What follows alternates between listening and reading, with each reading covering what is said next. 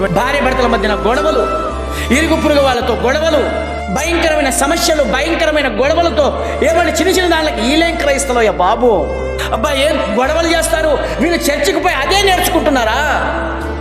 ఒకరోజు వాళ్ళ పాస్టర్ నాకు కనపడని నేను అడుగుతాను, ఏంటో తెలుసా, ఏంటయ్యా పాస్టర్ గారు మీ సంఘస్థలు ఏంటయ్యా ఇంత భయంకరంగా గొడవలు చేస్తారు, మీరు ఇదేనా మీరు మీ సంఘస్థలకు నేర్పించేది? వాళ్ళు ప్రార్థనకు వచ్చి నేర్చుకుంటున్నది ఏంటి, ఇదేనా?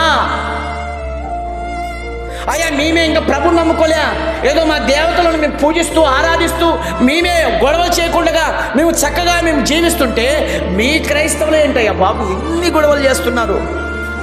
మీరు సాత్వికం గలవారుగా ఉంటే వాక్యం మీలో పని చేస్తుంది.